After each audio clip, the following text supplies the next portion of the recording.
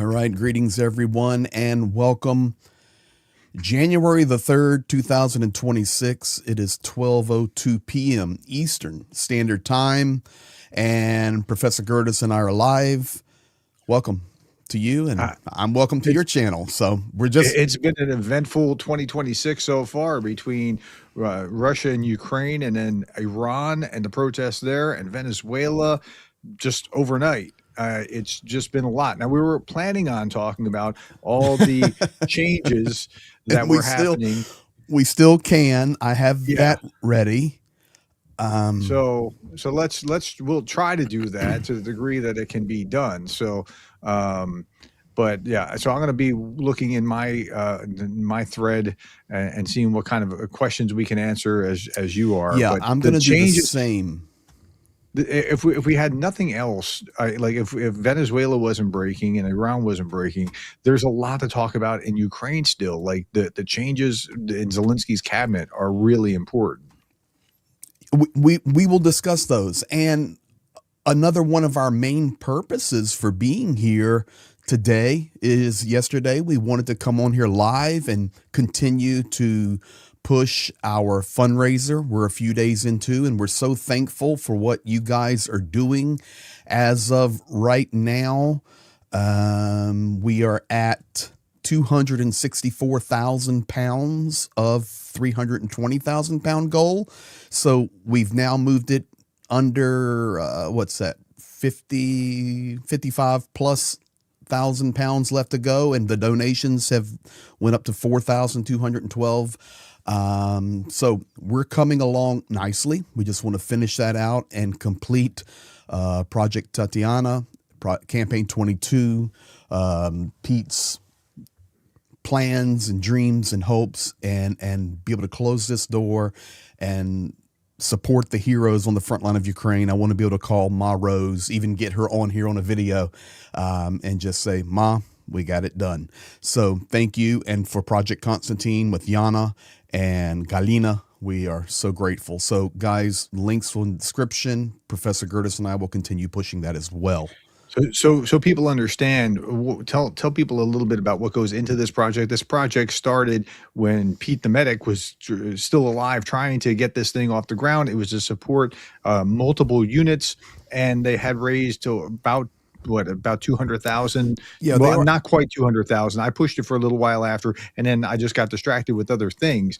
Yeah. But yeah, When we started, we just a few days ago, we were at 205. So we're already meeting needs left and right. No funds sit there. It's administrated by Project Constantine, of whom I know all of these people personally and have been on the fronts with them.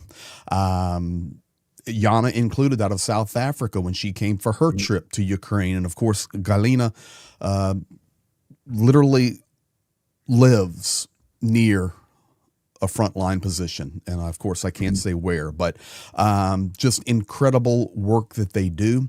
So Pete's dream was the 67th, of whom he was a part, had to defend 22 positions, and they had no supply. So Pete's original it's mind-boggling. I mean, no it's like supply. to our minds, like it's mind-boggling that you would have a unit that is not supplied by above and sent out and like, well, do the best you can with what you have. So, So yeah, they at need that point supply. in time, they were at a location over in the east, and they were defending, but needed supply. Vehicles, drones, medical supplies, you name it, guys. Anything to outfit 22 different positions. And I can remember riding in the vehicle with Pete, and he looking over and said, I've got this dream, man. It's crazy. The girls are telling me I'm nuts. Okay. And I told them, have faith, girls, we'll get it done. And the girls he's referring to is Jana and Galina. And it was, Greg, we have to fill these 22 positions. It's my dream. We have to supply them. So that's the heart of it. Of course, Pete gave his life defending Ukraine, and we need to finish this. Now it is adjusted because where they were at on the front, they've moved 3 different times. So the project stays the same. Like, guys, since we started, it's over 50,000, almost 60,000 pounds have come in, Yeah. and the money's already rolling out. It doesn't sit there. Yana Yeah, doing a that's the one good phenomenal thing job. about this particular the way they do this here. They don't wait for it all to be like, "Hey, we got this much, let's send it. This much, let's send it. This much, let's send it." So that's really good how they do this. Yes.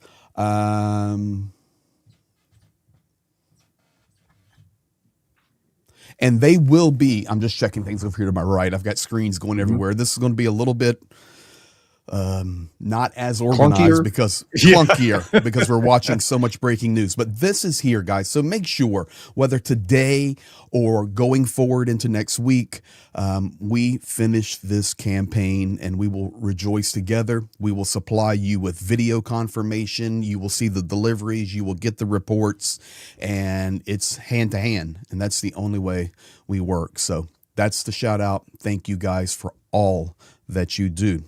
All right, Prof, where do you want to start? I think Well, look, I'm gonna surrender to the PhD.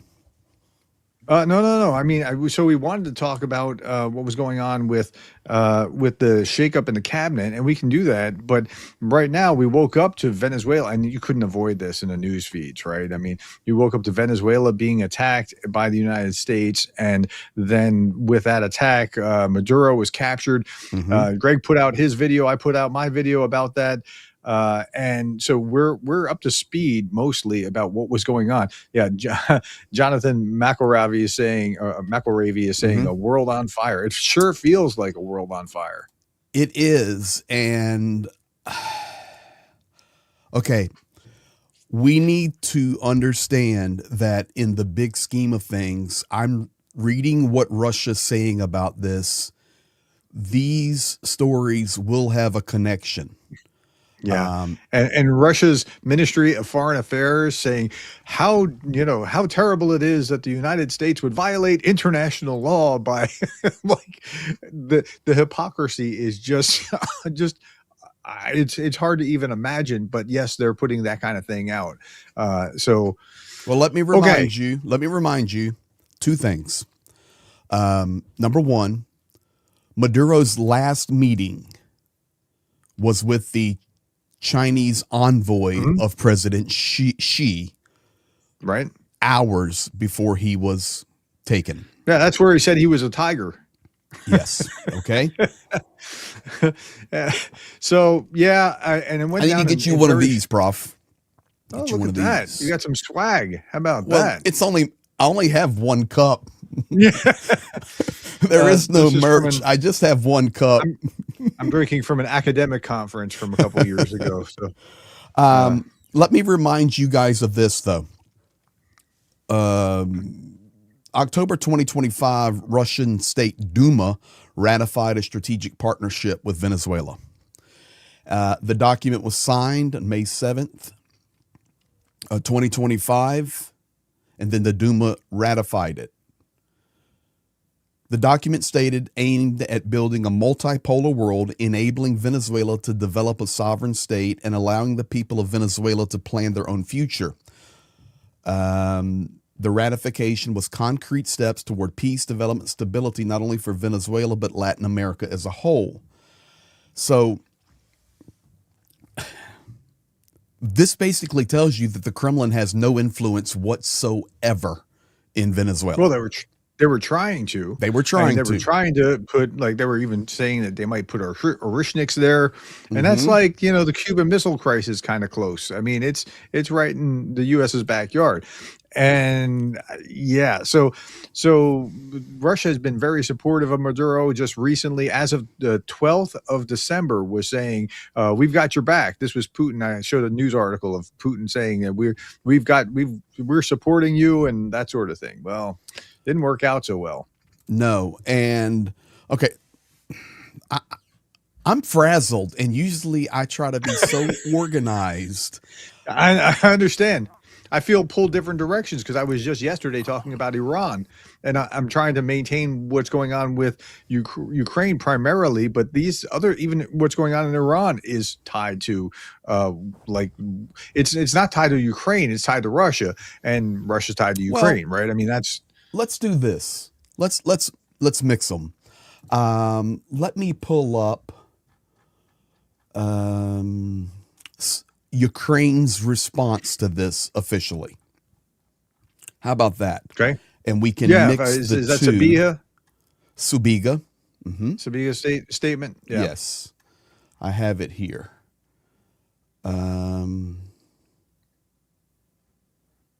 Keep talking so I can find it. So, yeah. So, Jonathan McElravy again says, what are your views on the dystopia that the Trump policy is creating in the world? How will this affect Ukraine? Well, what's going on in Venezuela is part of the new U.S. military doctrine, which is hemispheric, right? Like looking at what's going on in our backyard. The And so Monroe Russia Doctrine, really, which he in his press conference just named the Donroe Doctrine. did he now? He called it the Donroe Doctrine. Okay. They talked about a Trump, not caveat, Trump corollary to the Monroe Doctrine. That's what they had said previously. But basically, well, this is our sphere of influence. That's your sphere of influence. I think that's bad for the world to begin with, because it'll be backfilled by bad actors if the U.S. withdraws its mostly fairly benevolent hand comparatively to what other countries might do for whatever personal gain. And so, yeah, so this is a bad direction to go. Now, I'm glad for the people of Venezuela because Maduro stole the election. I'm not necessarily excited about how this went down. Trump hasn't really explained why he was doing what he was doing or that there was any critical threat, while they're blaming Maduro for drug trafficking. Like, Colombia is right next door. I mean, if that's really the issue, but like, I'm not complaining in the sense that Maduro is so tied to Russia and China and Iran and other bad actors, but I'm trying to understand why that was the focus of American wrath. So I have so much stuff going on here. I've got to get the Subiga. Well, while I'm doing that, let me put this up here. I'm struggling right now. Let's do this. You look like you just haven't gotten enough coffee. That's Lindsey Graham. We'll come back to Subiga. To my Chinese friends, in case you were planning a follow-up meeting with Maduro, he has a new address. It will be difficult to schedule another appointment, but I know he means a lot to you. Good luck. Oh, by the way, quit propping up narco-terrorist dictators like Maduro. Quit buying oil from Putin. I wanted to show this because of that statement that is keeping his war machine flush with cash, and reconsider propping up the Ayatollah in Iran, a religious Nazi, by buying his oil. China has aligned itself with every bad actor on the planet, keeping conflict ablaze. It's time that they pay a price for the chaos they are sowing. So we have invaded Venezuela, taken their president, and now we are threatening China. Well, so I mean, this is part of saber rattling. That's not going to go anywhere. But yeah, I mean, I wouldn't. That wouldn't be my headline. My headline would be what happened in Venezuela, not this. I think it's a bridge too far to say threatening China like you're going to start into a hot war with China over that. I didn't say it. Lindsey Graham said No, but what you're saying is you're threatening China. No, I mean, you are, but they talk past each other like this all the time. I understand. I'm just reading what an elected senator states, who has been very pro-Ukrainian and very anti Russia. So are you still looking for the Subiga? I am. I've got it. But instead of doing that, let's just talk and answer questions, because that's not really I got it. This is what I wanted. That's not really the big thing. Let's do it. No, it is. But Ukraine is really pro people of Venezuela, and that's what you'll find in Subiga's his statement. Okay. Here. Ukraine has consistently defended the right of nations to live freely, free of dictatorship, oppression, human rights violations. The Maduro regime has violated all such principles in every respect. This is Subiga from Ukraine. Democratic countries and human rights organizations across the globe have emphasized his regime's widespread crimes, violence, torture, oppression, abuse of basic freedoms, stolen votes, destruction of democracy, and the rule of law. Ukraine has not recognized Maduro's legitimacy following rigged elections and violence against protesters, along with dozens of other countries in different parts of the world. The people of Venezuela must have a chance for a normal life, security, prosperity, and human dignity. We will continue to support their right to such normality, respect, and freedom. Then he says, we stand for further developments in accordance with the principles of international law, prioritizing democracy, human rights, and the interest of Venezuelans. Thank you to everyone around the world who helps to protect life. That's his statement. So, yeah, I mean, so I think many people have mixed emotions about what happened with Venezuela. Like, hey, should the U.S. have done that? But so that's part A. B is, well, Maduro shouldn't be there anyway because he's not the elected actual president. Gonzalez won by a landslide, and Maduro said, sorry, my election officials said that I won by a landslide, even when it was clearly not the case. And so, and I don't even know that that's why Trump did it, or that, that Trump had that motivation. His motivation seems to be, well, okay, so let's talk about that. So whatever Trump's motivations keep going. I got some videos I'm gonna roll for you. Keep going. Yeah, yes, whatever sir. Trump's motivations were, it's probably not defending democracy. Like, this is not the way that Trump rolls. Like, he's not George W. Bush. He's not talking about making the world safe for democracy again, as past presidents in the United States has. He is looking at it very differently. This is our neighborhood. He's not going to be doing this. And he's pretty chummy with Putin. So it's not, but he doesn't want anybody having a foothold in the neighborhood. That's okay. So that's his thing. He was also talking just about a week ago, maybe 2 weeks ago, about Venezuelan oil, or so they stole American companies. They nationalized in Venezuela American companies that were drilling for oil in Venezuela and had all the appropriate agreements, and that went by the wayside with previous presidents in Venezuela. And then Venezuela, which was doing pretty well as a country, just like crashed and burned.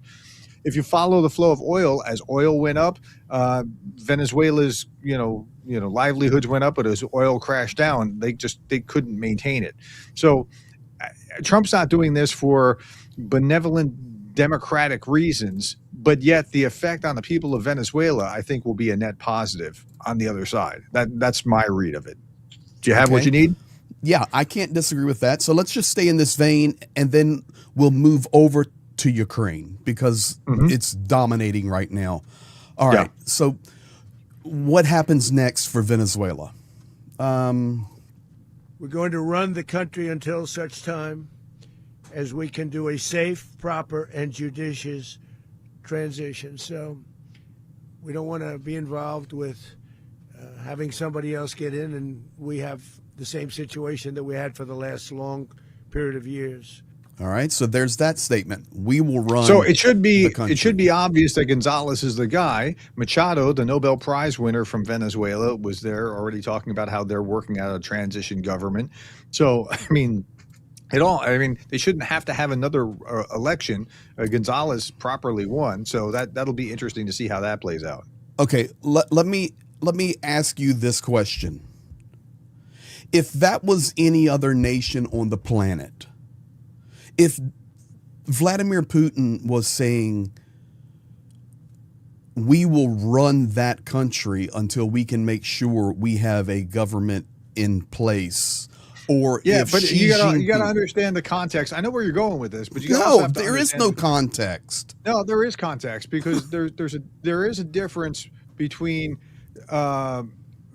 restoring, if it's restoring Gonzalez, who should be the proper guy, as opposed to, we're going to run the place and then we'll put in Marco Rubio for his fifth job.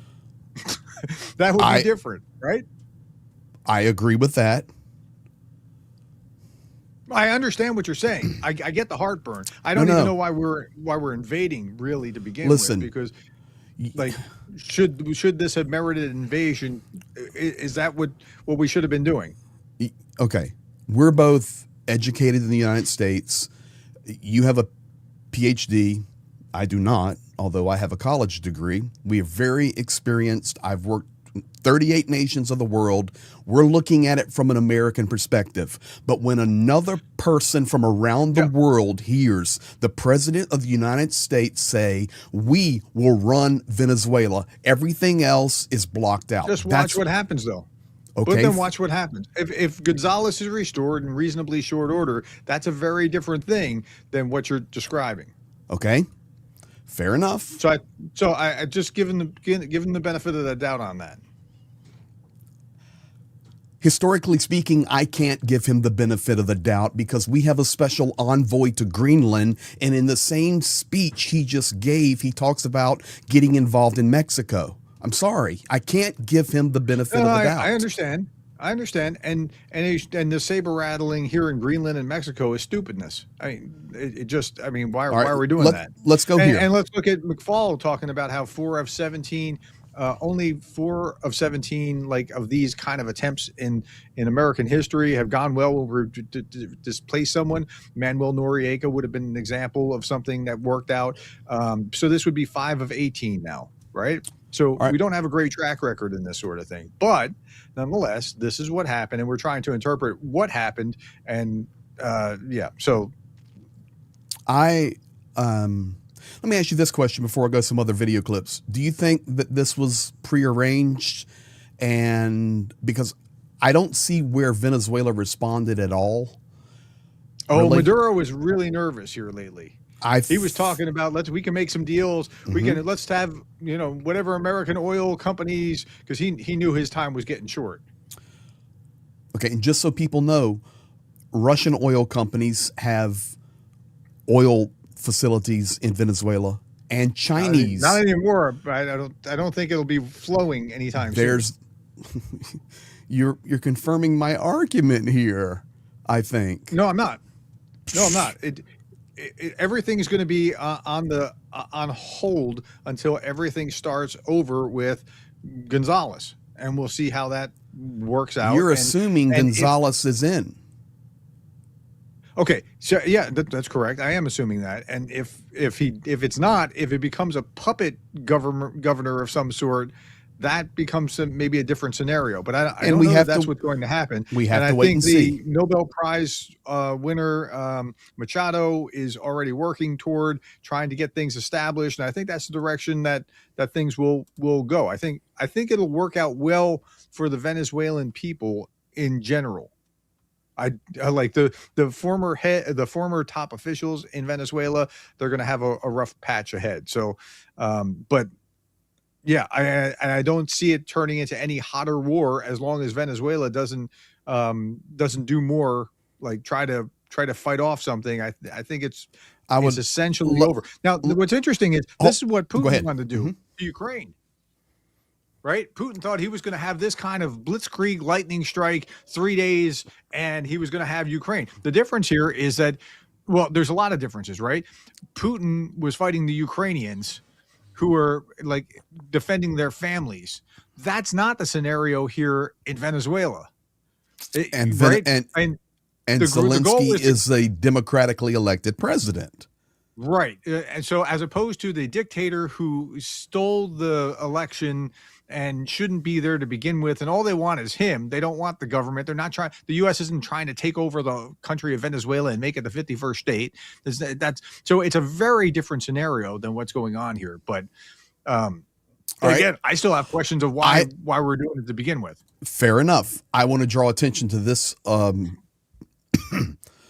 comment here from @CTAF vet. So I see possibly a Connecticut Air Force vet or something. Don't assume all people will think the worst of the U.S. Many have been waiting for the U.S. to grow a backbone. I agree with that, sir, and thank you for your service to our country. For me, it's just the principle of the after effects of that, especially in lieu of what's happening around the world right now. Does this now green light other nations to do similar things? China, Taiwan. I don't think it greenlights China and Taiwan. I think it actually makes Xi a little bit more nervous. They might do something Does that make sense? Now, I don't know that that's the case. It's not making Putin nervous, and that's because of Putin's, they have a great relationship. They've He's always all had in, a great, bud. but if I was the Ayatollahs, Oh. I'd be really hyper nervous right now because Trump hasn't liked the Ayatollahs, Trump and the, now again, if Iran's trying to take out Trump, and I'm not going to say the word, but it has, it's a long word about, removing someone from this earth. I'm trying not to do that for YouTube censors. You understand what I'm saying? Because Iran has been behind that kind of thing, and Iran promised they wouldn't do it again, right? So Trump has some animosity for Iran. If I were the mullahs in Iran, I'd be very nervous right now seeing what just happened to Maduro. I don't know the effect on China, but I don't think it'll be a pleasant effect on China. The effect on Putin will probably be negligible. That's my estimation. Let me go to this clip, and this was from Fox News earlier. This was the first place Donald Trump started talking. What do you see as the future of Venezuela's oil industry? Well, I see that we're going to be very strongly involved in it. That's all. I mean, what can I say? We have the greatest oil companies in the world, the biggest, the greatest, and we're going to be very much involved in it. We can't do something like this, and we're prepared. We were prepared to do a second wave. We were all set. And this was so lethal, this was so powerful that we didn't have to, but we're prepared. We're out there with an armada like nobody's ever seen before, and we're prepared, and frankly, probably thought we were going to have to do it, but we were prepared for a second wave going in. Okay, so let me go there. So we will run the country, and we will deal with the oil. I'm just... Maybe you're reading it through your Donald Trump filter rather than through what's actually there. Like, remember, this much of the oil is what previous Venezuelan president has stolen from America, largely American companies. And so if that's the extent of it, now maybe I'm too generous, but I try to put the best face on everything. So I try to be, kind enough to Trump until he proves that he's not actually doing anything with Ukraine, and there's just the evidence just isn't there that he's going to do anything to Russia. I gave him more than the benefit of that doubt. So I think that's where your impulse is because of your animosity toward Trump. So I mean, I think that's it. But we just don't know what'll happen moving along. We should be reporting on what we know, not speculating on what this really means or something like that. Otherwise, we get ourselves into some trouble.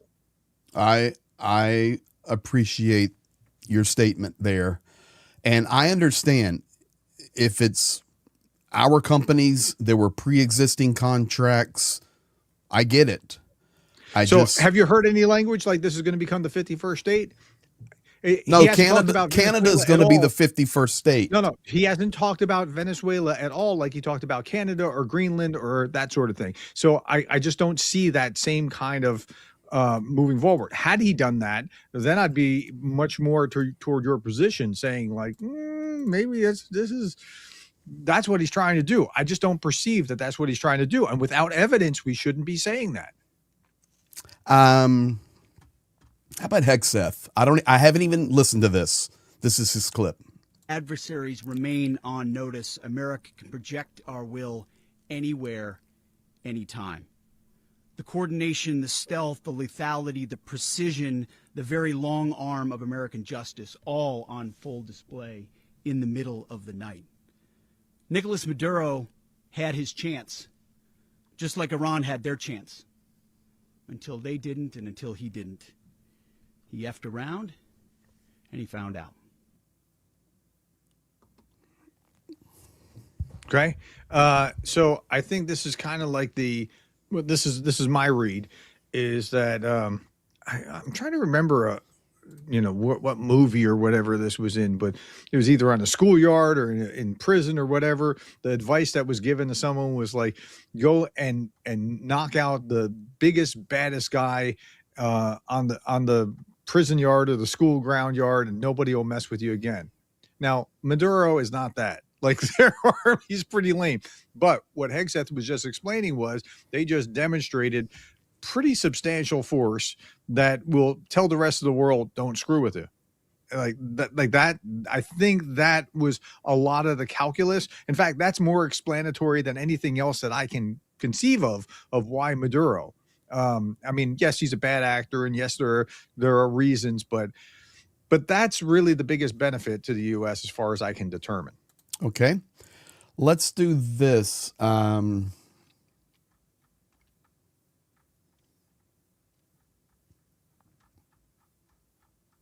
have a somebody that said in a chat while you're getting this up, Happy New Year. I really appreciate you two ridding the world of these influences good. Now we need to promote and boost SV with integrity and ethically. I guess it's world with integrity. I mean, so I'm not sure exactly what they're saying here, but yeah, I mean, again, the way that we got here is weird, and I'm not sure that I understand it, and I wouldn't have advocated for it because I don't think the case was made for why an invasion needs to happen. And I know people will ask things about, well, doesn't he have to have congressional approval? Yeah, within 60 days. But it's over. If it's over in a day, then that's becomes a moot point. And that's not a problem? Well, it depends on what I still don't understand why this was needed. That's what I'm trying to understand. Why this was. That's all I'm asking. Yeah, I understand. I'm asking the same question here. Why was this necessary? I'm saying on the backside, I'm not saying the end justifies the means. You're not hearing me say that. No. I am saying it's a net positive for Venezuelan people, likely on the backside of this, but I don't understand why we thought that this was a priority to begin with, as opposed to other conflicts around the world or minding our own business, as MAGA would have you mind your own business. What'll be interesting to see, to my mind, is how does MAGA react to this? Or do they just fall in line and go, yeah, we showed Maduro in Venezuela? Or do they go, hey, weren't we supposed to be the interested in interventions people? So it'll be interesting to see how that polling plays out in a few days. Let's look at some other angles then. Kirill Dmitriev, basically the economic guru for Russia, also the negotiator one of the negotiators that works hand in hand with Witkoff. He represents the Kremlin, talking about Ukraine. This is his latest statement that came out an hour ago. Venezuela has the largest oil reserves. There are about 20% of the world's reserves there, which is approximately 7 times more than in the United States.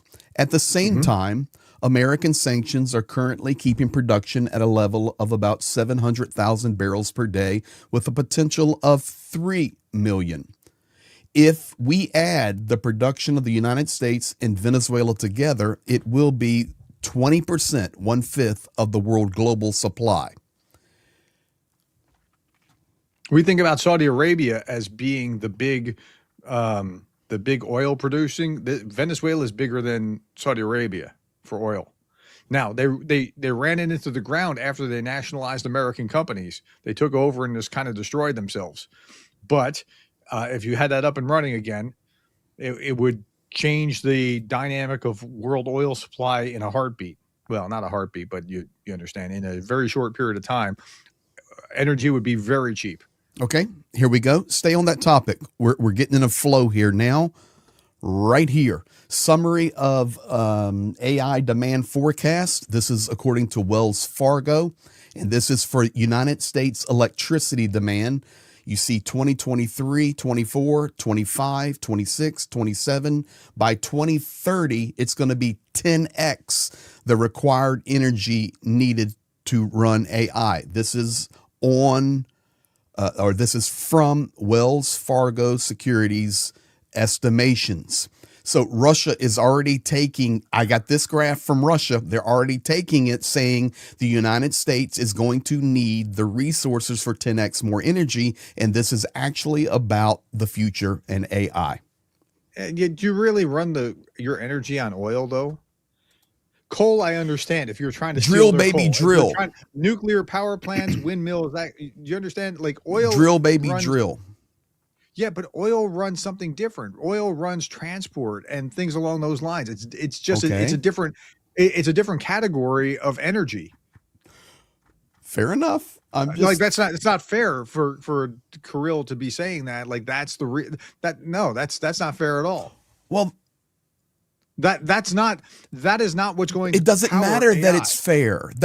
I think No. this is where Russian propaganda is going to this come is out and where say we that. have a Sure. difference on how Russian propaganda works. It doesn't No, matter I don't that have a it's not difference. fair. I'm saying it's not fair for Russian propaganda to do that. They're certainly going to do that, and yeah, But that's the problem, because they overwhelmingly control the global narrative, not the United States. yeah, and we have to be pushing back and restricting our soft power, like Radio Free Europe or Radio Liberty or whatever, is kind of But- a not so smart move. When we do actions like this, yes, it demonstrated American strength. Yes, Maduro is not, what is it, elected properly in power.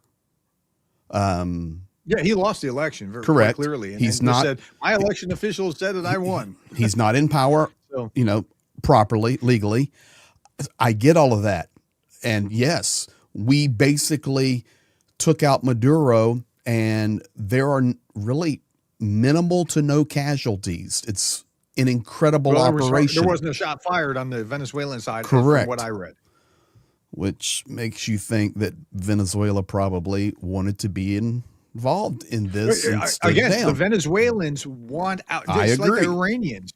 The Iranians want the mullahs to go. They're now chanting death to the mullahs, not death to the United States and death to Israel. Okay, right? then let's It's very different. fair enough. Back it out now. What happens? What happens between the relationship of Russia and the United States right now? What happens? I don't know. I mean, as long as Trump is so beholden to, like, I have this close personal relationship with President Putin and whatever, I don't know. Trump has to understand at this point that Putin lied directly to him. Like, he now has the evidence to show that, yes, this attack on his house didn't really happen. The fabricated controller from the drone wasn't even the right kind of controller for the drone. Like, I mean, they're pretty bad at that. I mean, in Russia, it seems. So he has to know that Putin lied to him, and yet he just seems to like Putin. I for some reason I can't quite fathom. What will Putin's response be to the United States doing this and his friend Donald Trump? I'm sorry, say that again. What will Putin's view be? So forget the American view that way. What will Putin's view be? Of Trump or of this? Of the Of event? this Trump and what it Of permits Trump, him to do. I don't know what he's going to be thinking of Trump. Of the event, this is like same kind of loss as Syria. It's not as bad as Iran, which you could lose as well. But Russia's geopolitical influence is waning when he's losing Syria one year and Venezuela the next, and potentially Iran within the same year. I think Somebody asked me here in my thread, do you think that if Iran falls and Venezuela, it will weaken Russia? Absolutely. Loss of the power and the connection in Venezuela has weakened Agreed. Russia. There's Agreed. no doubt about that. And if I it's agree. Iran, man, it's going to be even more weakened geopolitically. So, that's a net positive in my. Okay.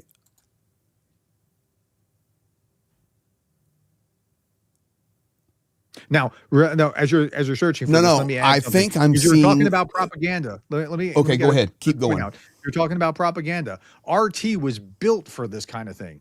Oh, yes. RT, its entire operation is to say, question everything. You think that things are bad in Russia? Let's look at the rest of the world. Look at what they're doing over here, and look at what they're doing over here, and look at what they're doing over there, which is all the same things that Russia's doing. So we're not that bad.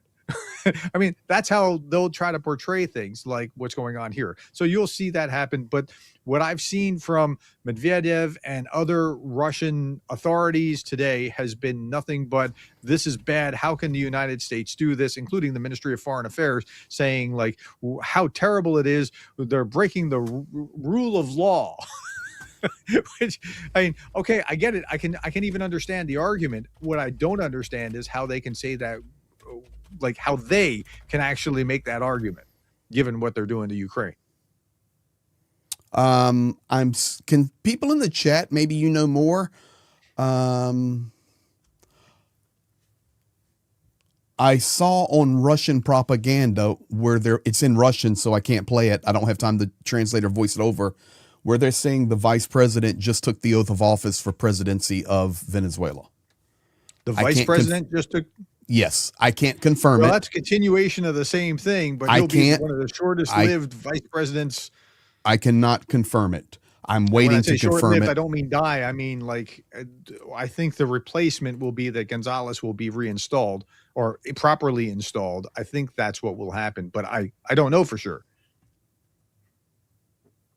Okay, I've got some statements here on Putin. Let's do this. Let me throw this at you, guys, and we're doing the best we can here. Here's this is all. This is live. Here's Rubio. Yeah. He is a fugitive of American justice with a $50 million reward, which I guess we saved $50 million. And make sure. Yeah, exactly. But don't let anybody claim it. Nobody deserves it but us. Okay, so Rubio, as he does, the mild one, $50 million bounty was there. This was and that's true. I've seen the FBI 100%. Yeah, and he has done some bad things to the United States, trying to not just narco whatever, but also trying to maybe slip weapons into the U.S. And I'm sure maybe FBI knows things that we don't know, or CIA or whoever. Somebody in the comments said, "May you live in interesting times." You don't want interesting times. Yeah, it's way too interesting. It strikes me like Peter Drucker talked about organizations that are poorly run are like this. He said that well-run organizations are boring. That's the kind of world that you want to live in. You want to live in stable and boring. I want to thank everybody right now that's in the live, and I want to give big shout out to the moderators on both of our channels, those that are sending questions. I'm trying to cover them all. I have literally 5 screens I'm looking at, trying to get you breaking clips and have a conversation with Prof. So we'll get to your comments. Those of you that have super chatted, thank you. For all the moderators managing the chat, I can't even look at it due to this is a impromptu. Yeah, this is topic. Impromptu topic change about those, and we will close with that. We will, because it's important. Take a listen at this, and so like Rubio can talk. Bones, like that's Rubio. Absolutely. Rubio hates the government of Cuba, wants to see Cuba restored. I think he has some kind of connection in his lineage to it, but at least he does with Florida and Miami and whatever else. I mean, like Hispanics in Florida, a lot of them. Like in New York, Hispanics have real ties to like Puerto Rico. It's weird. Mm-hmm. In Florida, it's to Cuba, and so there's like big differences with that. I'm in his heart of hearts, Rubio would want to have seen this done to Cuba, like that's the real story. I don't know that anything will come of that, but I mean, yeah. And so this is a message to Cuba and Iran and to other places just as much. Like, okay, it's the parallel here is like when you fire someone, the business literature talks about like, be nice to them, because while you're firing them, you're sending a message to everybody that's still here. Like when you have to let somebody go, you're sending a message to everybody that remains about how they will be treated. So that's the same kind as a parallel or metaphor. All right, let me do this.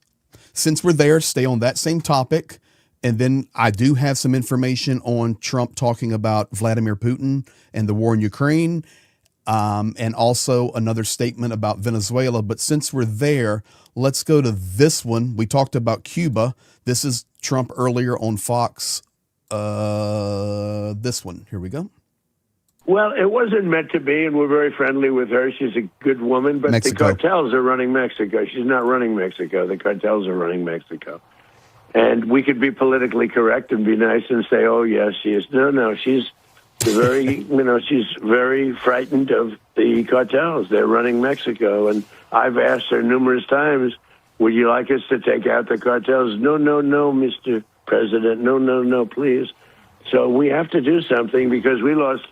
The real number is 300,000 people, in my opinion. They like to say 100,000. 100,000 is a lot of people, but the real number is 300,000 people, and we lost it to drugs, and they come in through the southern border, mostly the southern border. Plenty come in through Canada, too, by the way, in case you don't know. Yeah. But they come in through the southern border, and something's going to have to be done with Mexico. All right. So that's some saber rattling there. I mean, right? I mean, I don't know that anything's going to come of that, but somebody put a comment here that is awesome. It's cool that this expansionism does not require more changes. United States of America, or Americas, still goes on as USA as an abbreviation. All right, here. I haven't previewed this. I'm just getting these video clips in. So here we go. Sure. This one's nobody for Venezuela. Because for us to just leave, who's going to take over? I mean, there is nobody to take over. You have a vice president who's been appointed by Maduro, and right now she's the vice president, and she's, I guess, the president. She was sworn as president just a little while ago. There we go. She had a long conversation with Marco, and she said, we'll do whatever you need. I think she was quite gracious, but she really doesn't have a choice. So there you have it. She has been sworn in. She's spoken with our Secretary of State, and so what I heard in that asking for help was we don't have another person, but you do. You have Gonzalez, who was elected, and if you put Gonzalez in, then everything goes back to being kind of set the right direction. Look, if you break a bone, the doctor has to reset it, right? And if the doctor is resetting it, in this scenario, it should be Gonzalez who properly being installed properly, right? As far as I can detect. Okay, if you don't do that, I don't know what the scenario is going to be. I get more concerned if I key in on just that one sentence than if I look at the big picture of that, which is he's trying to say, well, she's like, yep, you're the boss, whatever you say. Go ahead. That's an open question right now that we need to pay attention to, because I'm trying to stay balanced and do the very best I can, because I do get emotional about this, and I love my country. I love my country. I love our military, my multi-generational military. I just struggle with how we do things right now. And I sometimes don't know how to vocalize that. Clear enough case of why to the American people. Like, they just started taking out these drug boats.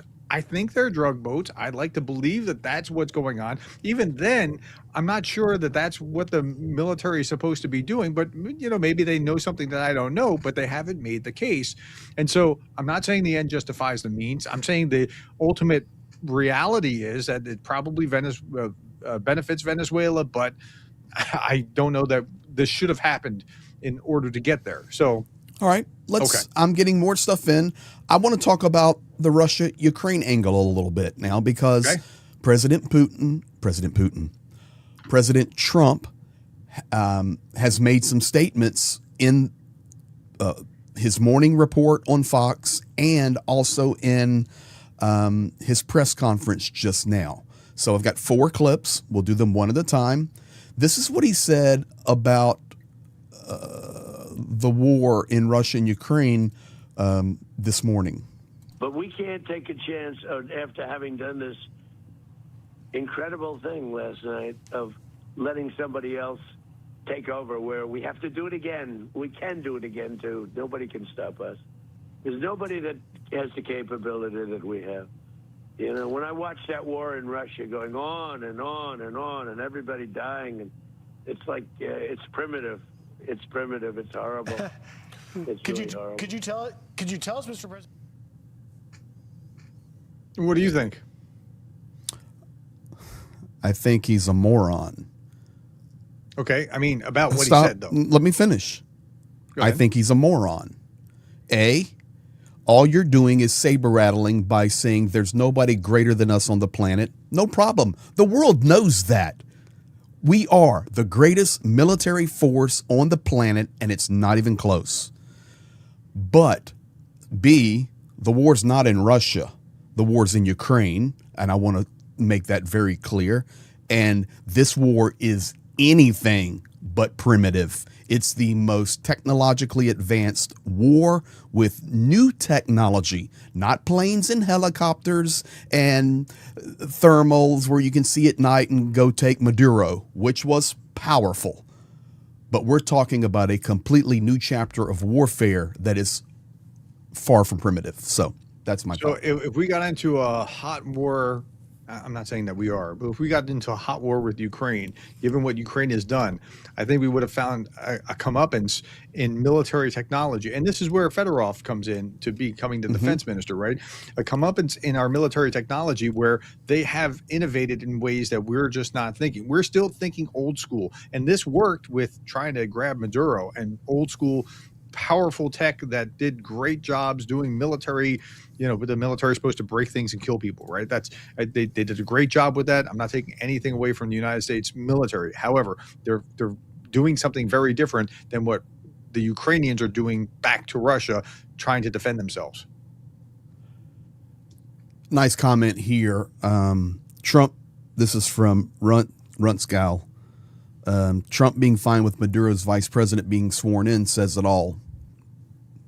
I agree with that. Okay. Well, we just don't know how that'll play out. I mean, I know. understand what you're saying. We have to be careful in speculation. Okay.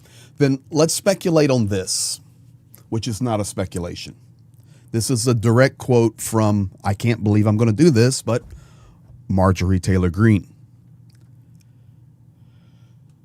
If prosecuting narco terrorists is truly a priority, why did President Trump pardon former Honduran President Juan Orlando Hernandez, who was convicted that's a and great question. sentenced to 45 years for trafficking massive amounts of cocaine into the U.S., the same drug Venezuela primarily traffics?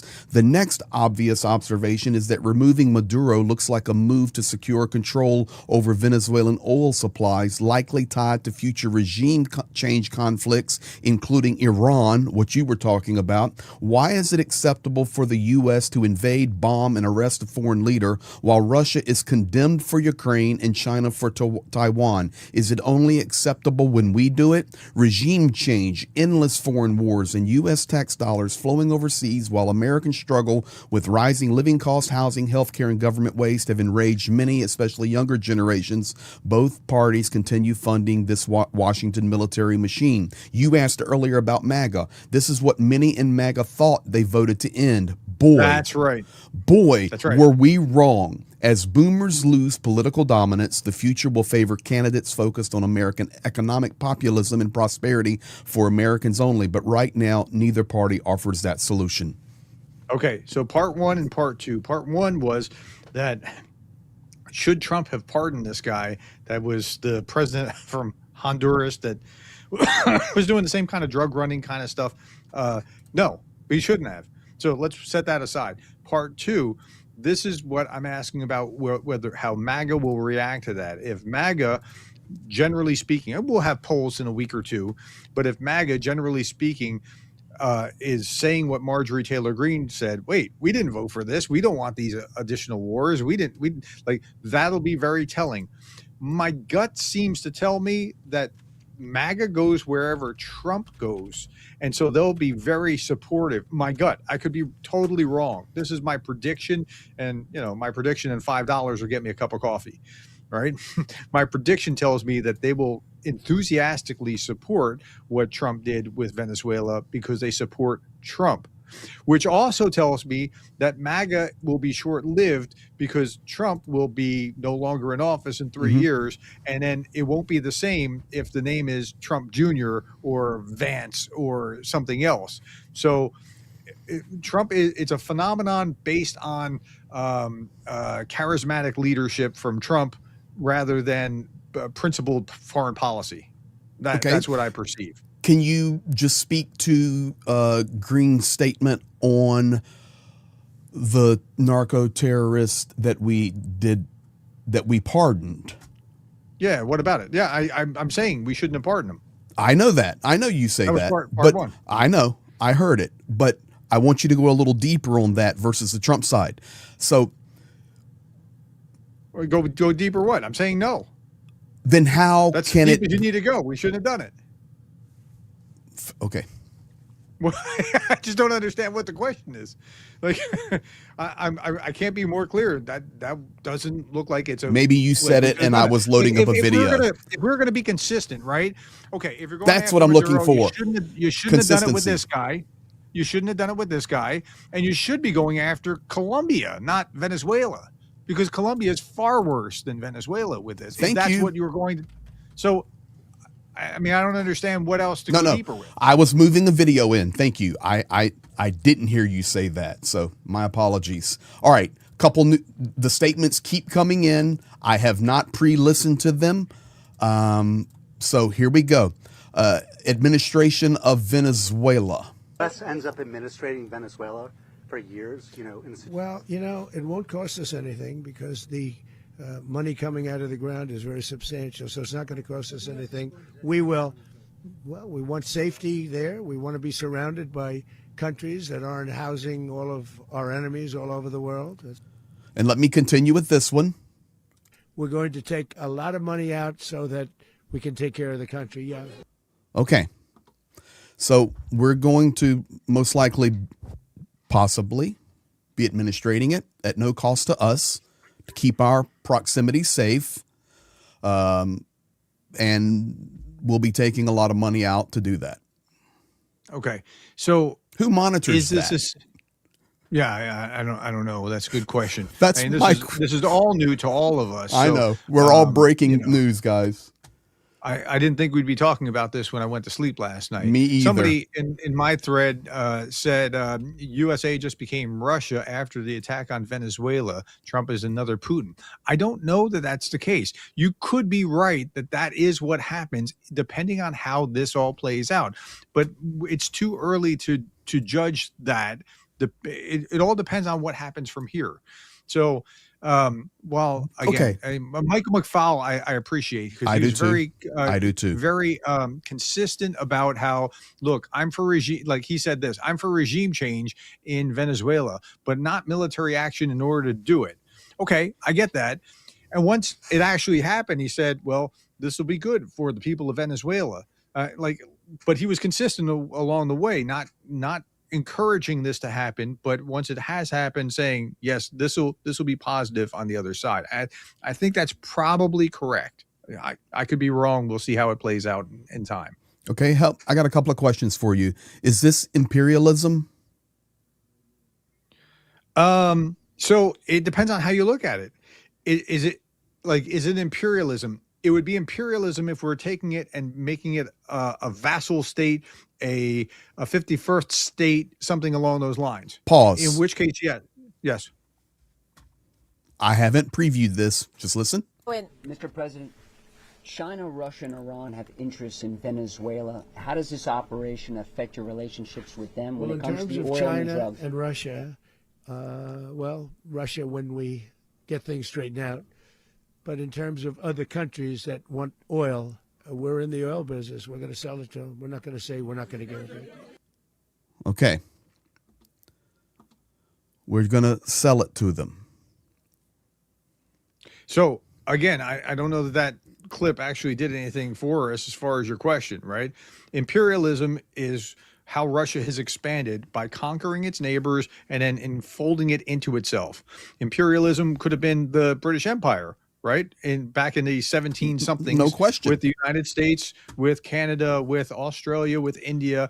But there doesn't seem to be the same appetite to take over Venezuela and make it our own, as opposed to, maybe he's going to pay for it with the oil that's there. That's about as close as you're going to get to it. But that's very different than what Russia's trying to do to Ukraine right now. Okay, in international law, does the United States have the, I'm just asking a question. Any country, I'm sorry, let me do this more fairly. Does any country have the right to go in and remove a leader, whether they're elected or not, Again, that legitimate case or hasn't not? really been made, but if that country's leadership was trying to do what it seems like they're trying to argue was being done to the U.S., then that might be a legitimate thing. I don't the reason know. the reason I hasn't been ask made well enough. The reason I ask is because Rubio just stated that Congress was notified only after the mission because it was not a military operation. It was largely a law enforcement operation. Okay, so that's how they're going to argue it. Same kind of thing, I think, with the way that they're. So and yeah. That's why I'm asking. I understand. That's why I I'm understand asking. the argument, and that's one way that they'll get around it. And they're also going to argue that they don't need to notify Congress within a certain period of time, which is true. The executive branch does have the right to do something, to act quickly, to act swiftly. This was the idea of having an executive, a solitary single executive. The founding fathers actually argued in the debates about whether they should have a single executive or a committee of 3 or 7 or that kind of thing. Imagine that, presidency of 7. And they decided on one so that he could act swiftly as necessary for whatever threats may be coming. Now, I don't know that this was one of those cases where he needed to do that, but that's the spirit of why you would have an executive with that kind of power.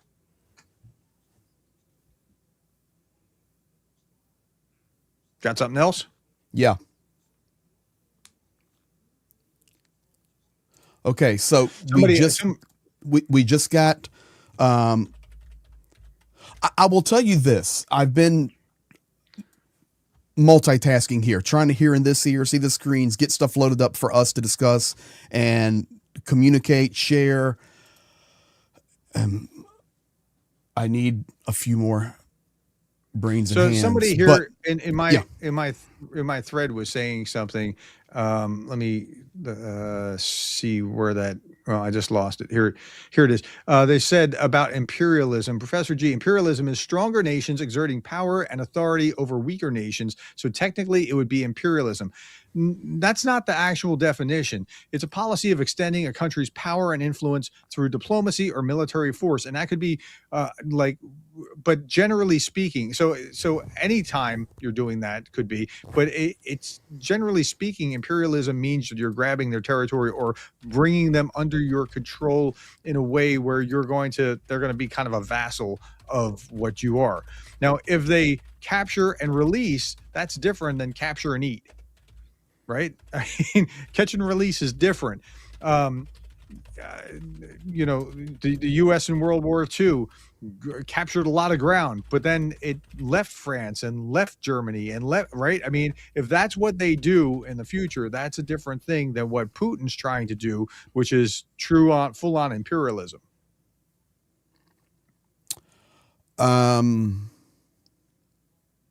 I just put a question into ChatGPT about what percentage of Donald Trump's press conference following the Venezuela actions was drugs mentioned, and ChatGPT telling me less than 10%.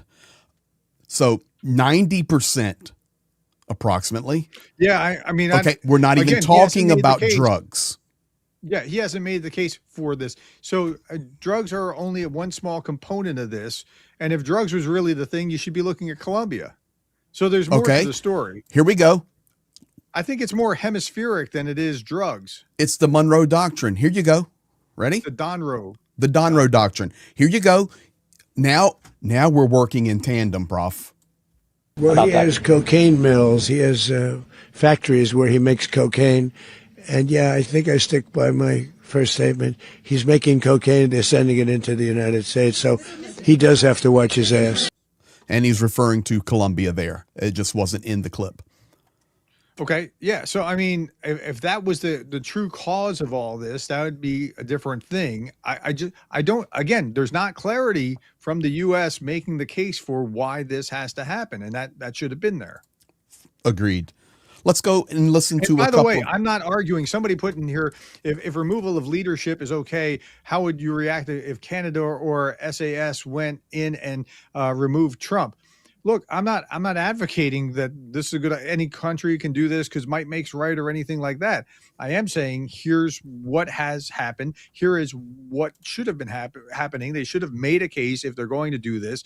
If an adversary of the United States is doing something to the United States, they're going to act and interact with whatever that adversary is doing, whether that's some guy you never heard of or whether that's Maduro. Okay, so that's part of what's going on. And should they have done this? I don't see the clarity of the explanation yet.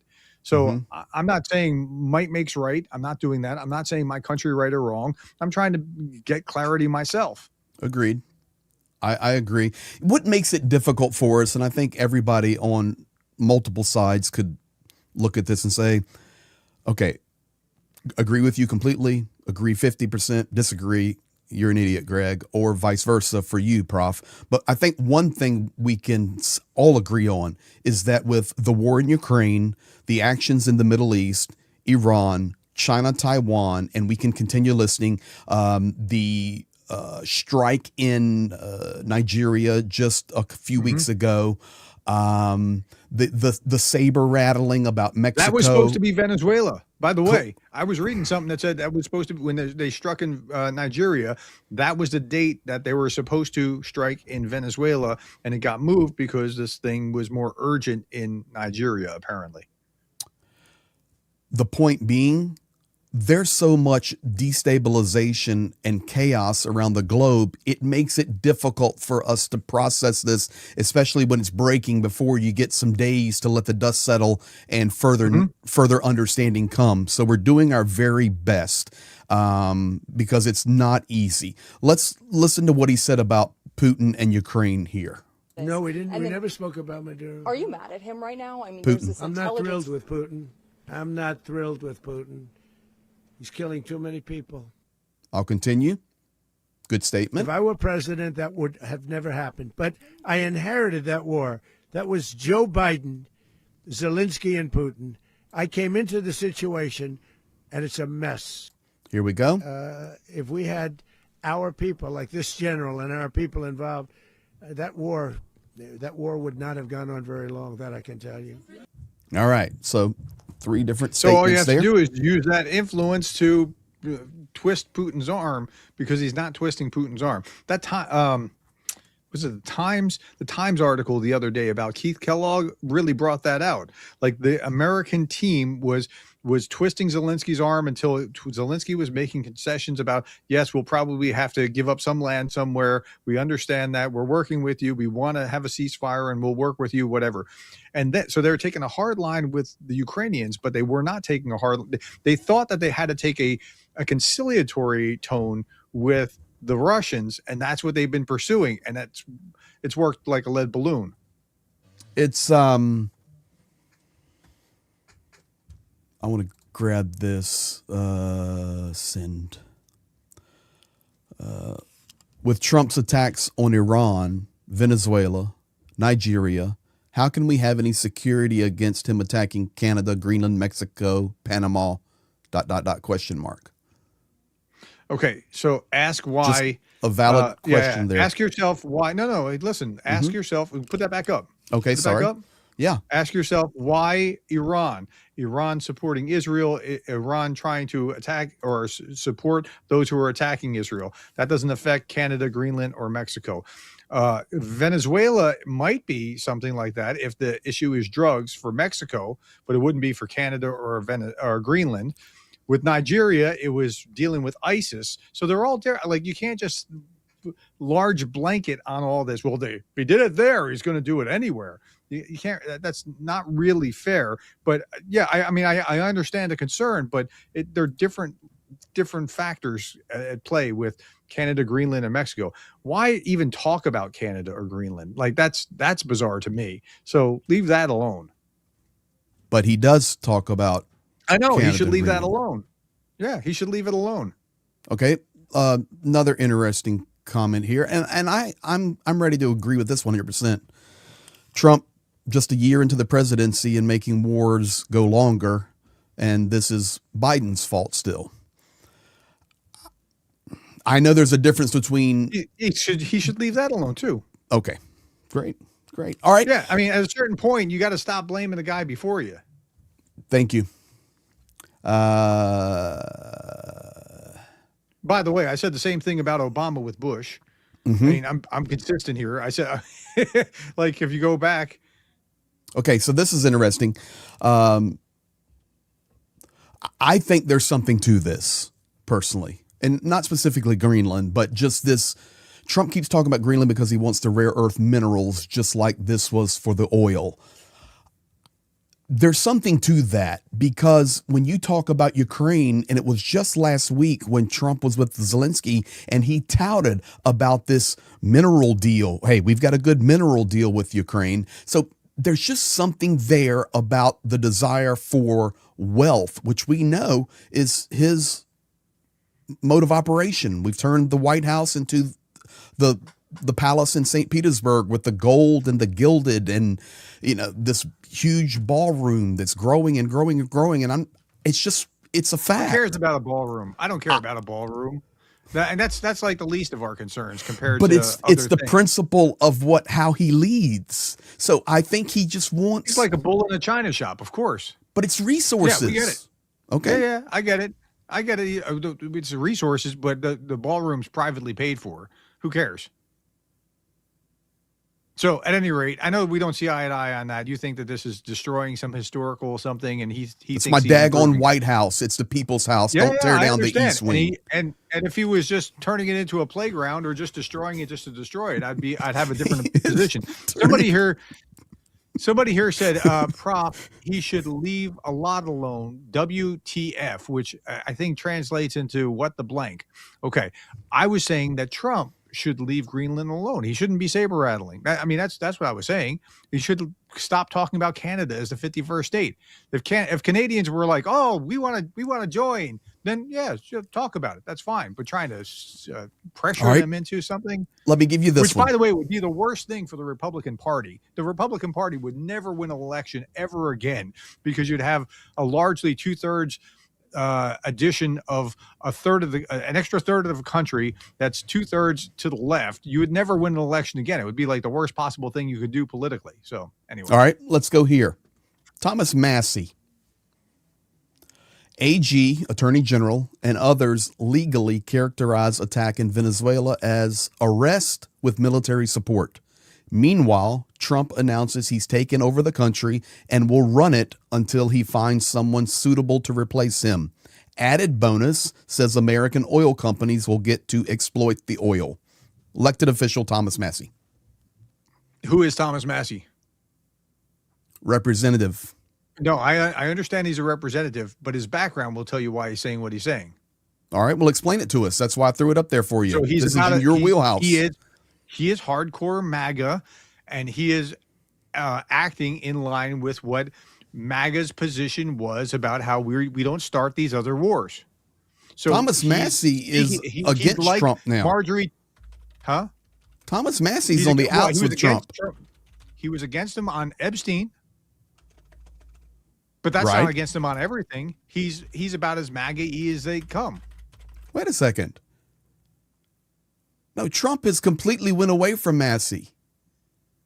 Yeah, because of the Epstein stuff. Agreed. But that's it. I mean, as far as what a MAGA policy position would have been, which we don't want to be engaged in all these other things around the world, that's where Massie is. He's still consistent with what MAGA thought that they were voting into office when they voted Trump in.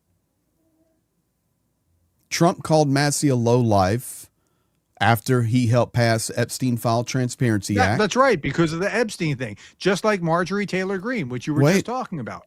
And in 2026, Trump has backed Ed Gallering and supported him financially, running against Massie.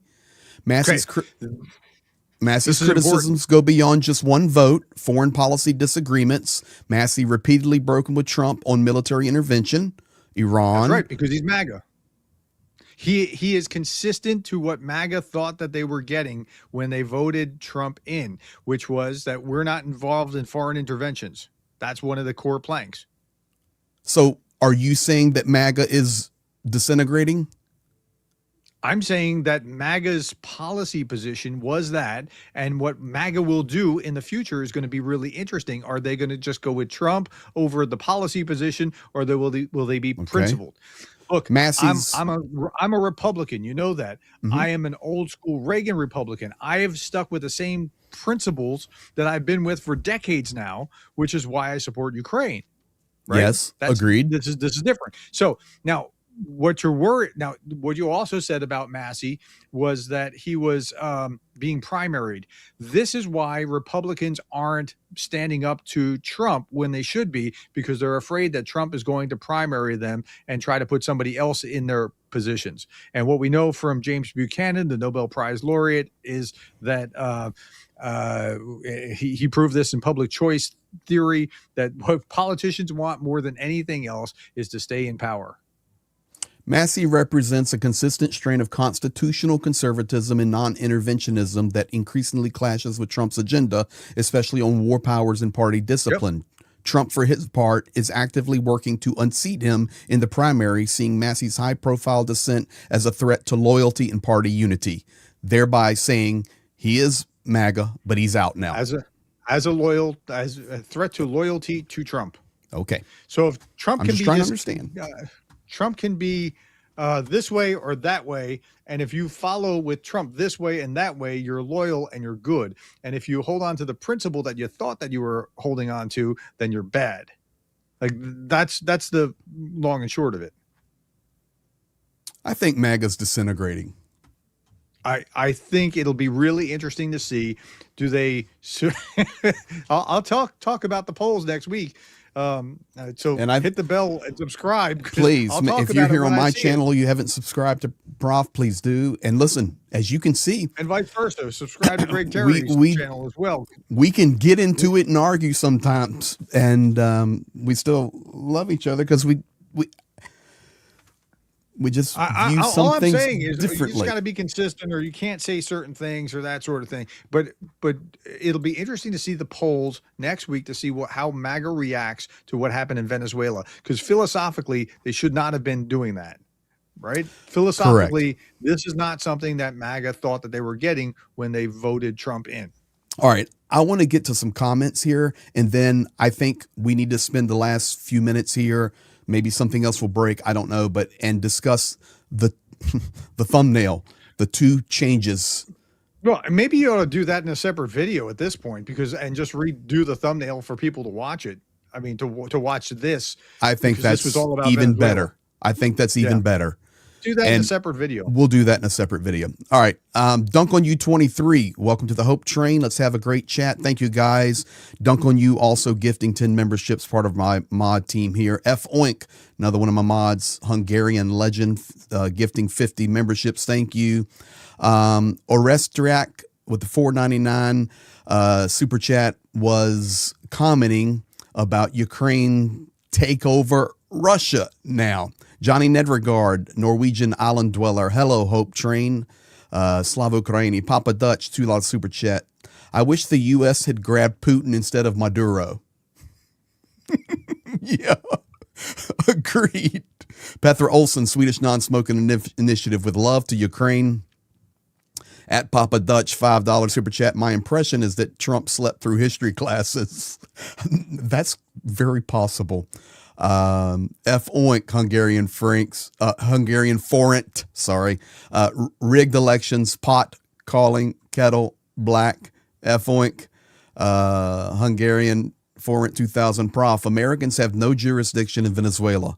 There's no doubt to giving the benefit for. This is a breach of sovereignty, no matter how bad Maduro is. Thought? I don't know what the reasoning was. It wasn't clearly spelled out. Okay. But I wouldn't say that it can't happen based on whatever. Like, okay, so if let's say Maduro was funneling bad actors to do another 9/11, let's say that was going on. Is that enough reason?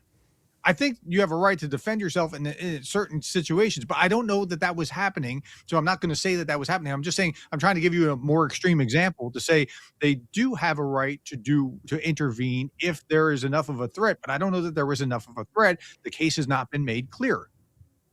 That's what I'm trying to communicate. I would like to interject 2 questions, and thank you, Effelink, for this is why reading comments is so important. And thank you guys for chatting and your stickers and everything. So, okay, only 10%, according to right now, of the press conference was about drugs. We have said that we will run Venezuela until we can get it situated and straightened out.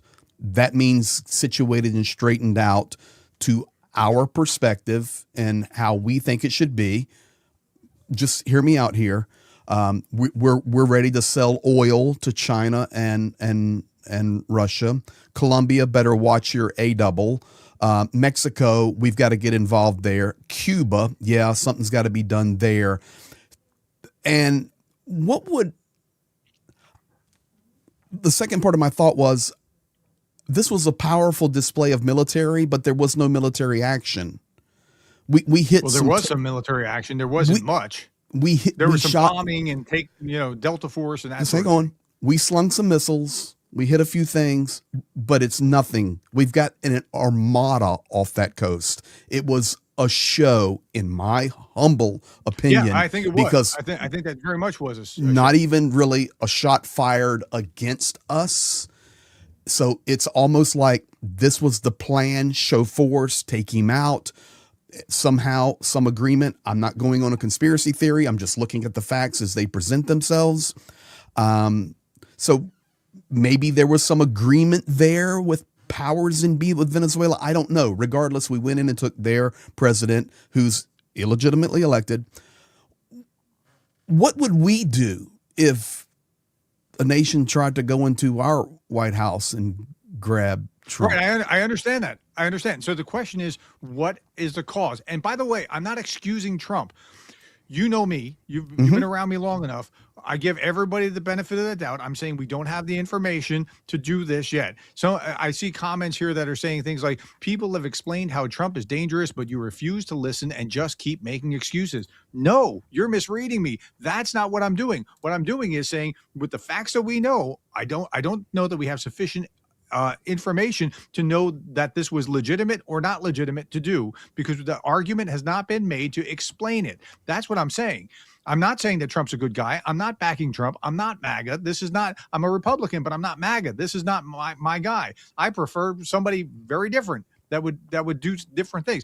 But so I need you to understand that that's not what's going on. I have another person, Teresa 8173, saying, I subbed, I unsubbed, and I subbed again from Professor Gerdes. He too often excuses Trump. People read me that way. People think that I'm trying to just excuse. I'm not. I'm trying to just deal with the facts. This is what you would expect a professor to do, right? Just clinical. To not speculate and just say, well, he's whatever. Just like when we talked about the Greenland thing. Well, if he did this to Iran and to Venezuela and to Nigeria, why wouldn't he do it to Greenland? It's very different. So you have to just take each case as it is and try to deal only with facts and just with facts, not I'm not trying to excuse Trump.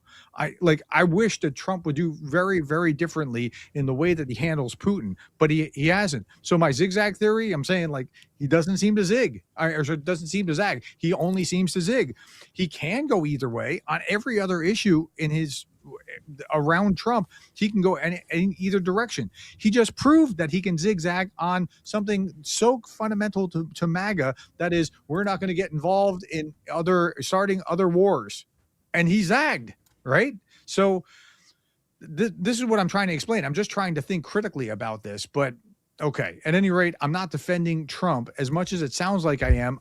Think of it almost like a devil's advocate, trying to say, well, what's going on? I don't know that.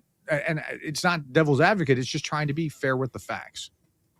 And there's nothing wrong with that 100%. And many times I'm on the opposite side. I get a little too emotional and I'll miss a fact, and I want to be called on that, because I always want to be truthful and present facts. That's why I just try to look at it and then I try to put myself, I think a fair way to look at it is my entire life has been spent traveling around the world, working in different nations, missionary work, humanitarian aid, all of that since 1994, my first destination, Moscow. And here we are in 2026, and I just have an international, I think, experiential view in my life where I try to put myself in the position of outsiders looking in to the United States. Sure. And from the outside looking in, yeah, it's tough. It's not good. Yeah. Christine McDonald, 49.99 pounds. Trump has aligned himself with Putin. Lindsey Graham is full of it. The Republican House and Senate should be putting pressure on their boss, Trump. Trump has not made the USA safe. And why don't they do it? And why don't they do it? What just happened to Massey, he got primaried. This is why, because Trump is a bully. Now, I'm willing to say this. Trump is a bully. Yes. Trump will bully them into submitting to what he wants them to do, right? That's why the Republicans in the House and the Senate, mostly in the House, because it's every 2 years in the House, you have a little bit more leeway for a third, and a third, 2 years, 4 years, and 6 years in the Senate. So that's what's at play there. May I ask a philosophical question? Go ahead. Does that put our politics just off kilter when, of course, those that are elected in congressional branch, and then you have the executive branch, you have the judicial branch, are scared of the executive and what he can do to them? Absolutely. Okay. Congress should be defending congressional prerogatives. Look at something as simple as tariffs. Look at something as simple as tariffs, right? Now, I think tariffs are going to go down because the Supreme Court is going to strike it down. And there's not a darn thing that Trump can do to the Supreme Court because they have lifetime appointments. Okay.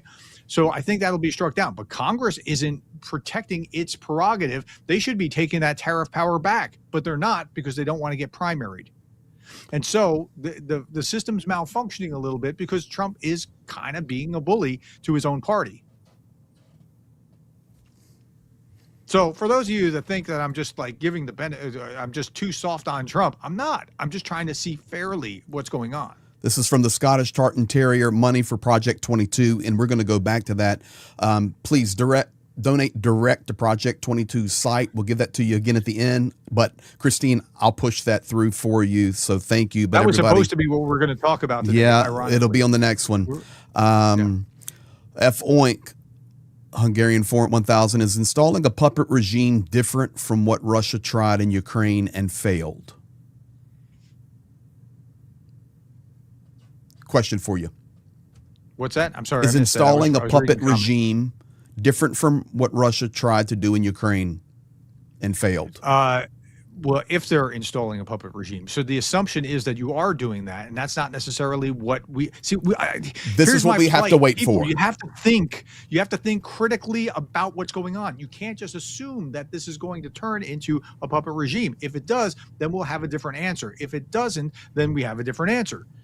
That's all I'm trying to communicate. So if Gonzalez gets gets installed for real in short order, then you have a very different scenario than what the question was leading me to, which I'm not going to bite on that particular question. Does that make sense? I'm just trying to be fair. You have to use the facts. And facts right now require a little bit of patience. We've evaluated. So people are saying things like this here. The reason is a distraction from Epstein. That might be the case, but we don't know. We have to stay with the facts. I can't assume that that's what's going on or that's the case, although it's plausible. But I won't say that because Okay, go ahead. So that's the clinical side of you. You want to be able to evaluate it and put in a chart, which is commendable. You are a professor. But for me, I just look at the news and I look at everything that I look at, and it is a distraction from the Epstein case. Whether it's meant to do that or not is irrelevant. It's accomplishing that task. That's the cause is different. Agreed. And I can't go there. Agreed. And if I was doing my job, obviously you're not my students, but if I was doing my job, this would be professional, it would be malpractice for me as a professor to grab that and leap with it. Does that make sense? And I've all got to I'm doing show is in a this. different context, I got to doing show what I do in this. my classroom. And I completely agree with this comment. Once again, our Connecticut Air Force vet, Prof. Gerdes, open-minded Republican. How refreshing. I applaud. Well, I shouldn't be refreshing. Pretty much most of the Republicans that I know and associate with and hang out with are of my kind of ilk still, not the MAGA type that is coming with a woke kind of energy, trying to punch the other side in the eye, just like they feel like they've been. Most are old school Republicans like me. This is who I hang out with and associate, and we think differently than what the Trump administration thinks like. I will tell you that from my personal life, all of my Republican friends as well, they're not MAGA nut jobs. They are crying about our country and they want to stand for what is right and justice. They love Ukraine, support it unbelievably in a massive way. So there's such a divergent, a difference in America of understanding the mess, honestly, that our country's in right now politically. And I think that's obvious. Mark Bisque, our Canadian friends from Canada, 2799, we wanted to wish you both a happy new year and pass along our thanks for all you do for Ukraine. Thank you, Mark and Elena. And I look forward to getting on the live stream with you and Johnny. Papa Dutch, $2 super chat. Hexeth is just plain scary.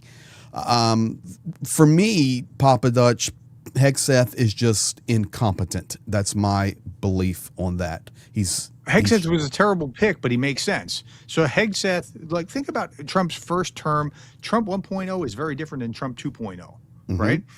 First term, his Secretary of Defense was General Mad Dog Mattis, a Marine Corps general who was excellent for the position.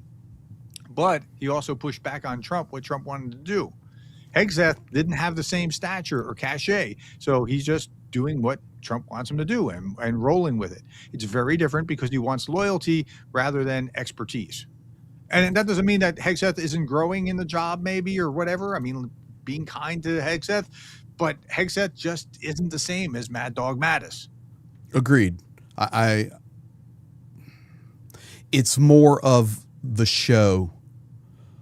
There was a very different reason for the pick. It's a show, yes. F. Oink, member for 12 months, Trump regime lost legitimacy in foreign affairs. They used the restroom on international rule-based order. Be interesting to see what happens at the United Nations on this, especially since it'll be interesting to hear how the U.S. defends what they just did as in light of rules-based order, right? Cypher gifting 5 gifted memberships. Thank you for that, Papa Dutch. Putin is wishing. Hold on. Yep. Yeah. So if Maduro was elected in a rigged election and USA chose to remove him over that, the key words here are over that. I have great hopes that SEAL 6 will be picking up Putin soon. Laugh out loud. Okay, but it's not over that.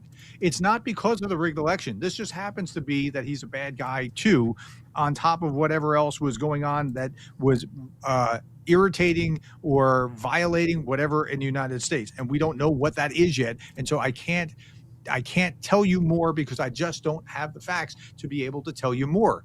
If nothing else, even if you think that I'm too kind to Trump, you know that I'm not going to misspeak by saying something that I don't know for sure to be true. That's the upside of this, right? So it's not because it's over the election. He's not doing this because he's defending democracy. He's not George W. Bush, right? I wish he was more like George W. Bush, but he's not George W. Bush. That's not his motive. It just happens to be happening simultaneously. Let me tell you this. This is video I'm getting coming in from Russia, actually. Let me put it into this. This is what we'll have to watch out for, guys. And we're just flowing along here. I want to get through all these super chats. This is what we're going to have to watch out for. And it kind of goes off that question there. It's right here. I'm going to take the volume off because they're screaming. Channel 50, 1 second. I'll bring it down to like that. Okay, so right now, this is what we're going to have to watch out for. This is pro-Maduro street rallies, but this basically looks like gangs, to be quite honest. They're all dressed in black, weapons, everything. This is what we're going to have to watch. Cartels he was supporting. Hold on, I don't hear you, Prof. 1 second. You muted. Yeah, I'm muted. I'm not muted. I'm not muted. No, you're not muted. Let me do this. Here.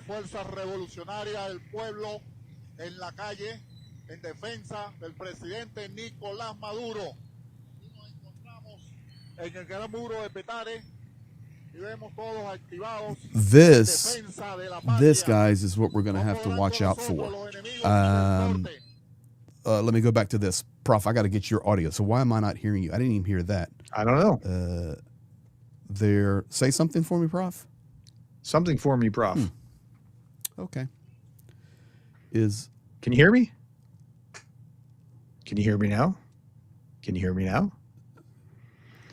So I don't know if you could hear me, but what I was trying to say was that Maduro was chummy with the narco drug dealer types that were within Venezuela doing that bidding. So yeah, they stand to lose something in the process. So that's going to be problematic for him. Did that work? Did you hear? Okay, so this is just dead air. If you're not speaking and they can't hear me. Keep talking for me. I'm still talking. Sorry about that. We don't mean to lose this, but this is what happens when you're in a live. This is why I don't like live streams. I don't hear you at all. Brother. Okay. Do people in the chat hear me? This is absolutely, I can hear the Prof great. Check my headphones. Yeah, keep talking, Prof. You do your thing there. Maybe my headphones broke.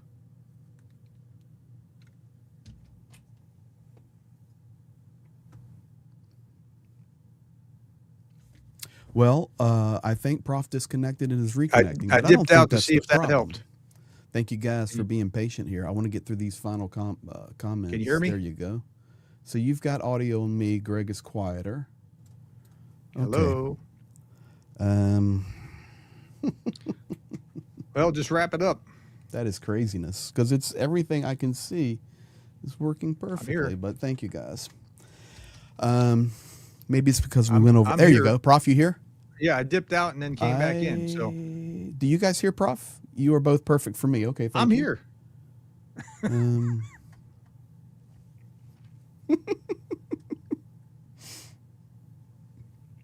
This is the beauty of live streams. Craziness. Well, wrap it up.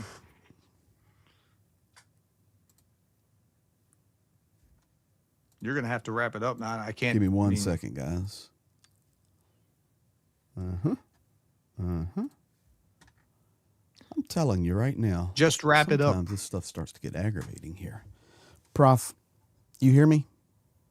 I hear you fine. Do you hear me? Okay. Can you keep talking a second? Wrap it up. This is the best we're going to be able to do at this point.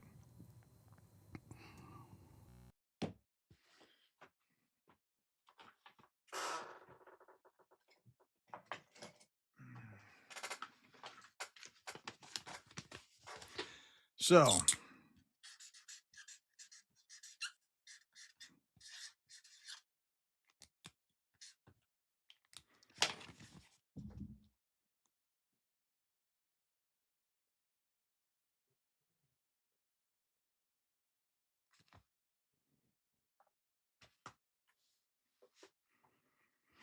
if you can hear me on my end, thanks for coming. And that's pretty much it as far as, because I can't hear Greg now. Wow.